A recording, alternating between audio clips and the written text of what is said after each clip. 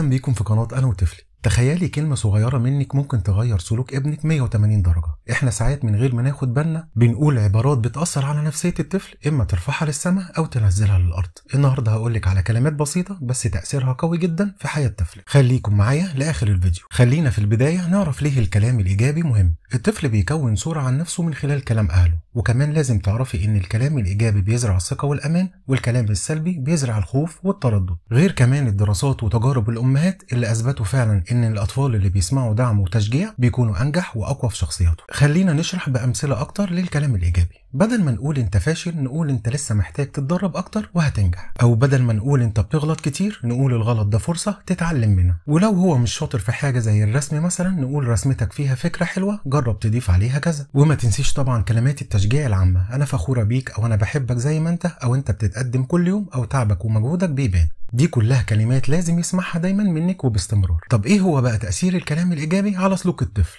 الطفل لما يسمع تقدير بيحاول يحافظ على السلوك الجيد. كمان الكلام الإيجابي بيفتح حوار بدل ما تقفل قلب الطفل، وكمان بتقوي العلاقات بينك وبين ابنك. ولازم نفهم لما نمدح مجهود أولادنا النتيجة ان احنا هنشوفه بيحاول أكتر وبيطور من نفسه، لأنه بيحس ان تعبه متقدر. خلينا كمان نتكلم عن مواقف يومية ونرد فيها ازاي. المثال الأولاني، الطفل وقع العصير على الأرض. الرد السلبي، انت دايما بتعمل كوارث. الرد الإيجابي، ولا يهمك تعالى ننضفها مع بعض. لانك في كلتا الاحوال هتنضفي وراه، بس هيفرق كتير لو ساعتها اتصرفت بحكمه وقلتي كلام ايجابي ليه. مثال تاني، الطفل مش عايز يعمل الواجب. الرد السلبي، انت كسول. الرد الايجابي، انا متاكد انك تقدر تخلص بسرعه، والمره الجايه هنرتب وقتنا علشان نلحق نعمله. كمان هديكي نصايح لتطبيق الكلام الايجابي. اول حاجه، اختاري كلمات قصيره وسهله يفهمها. تاني حاجة، خليكي صادقة معاه. الطفل بيحس بالكلام المصطنع. ودايما اربطي الكلمة الإيجابية بالفعل اللي عمله الطفل، واستعملي نبرة صوت هادية ودافية. وفي النهاية ابنك بيصدق كل كلمة بتقولها له، فخلي كلامك يرفع روحه المعنوية ويقوي شخصيته، لأن الكلام الإيجابي مش رفاهية، ده أساس التربية السليمة. جربي العبارات الإيجابية مع ابنك لمدة أسبوع وشوفي الفرق في سلوكه وثقته في نفسه. وما تنسيش تكتبي لنا في التعليقات إيه أكتر كلمة حسيتي إنها فرقت معاه. ولو الفيديو عجبك ما تنسيش تعملي لايك وتشتركي في القناة علشان توصل لك كل النصايح اللي بتغير حياتك وحياة طفلك. واشوفكم على خير الفيديو اللي جاي.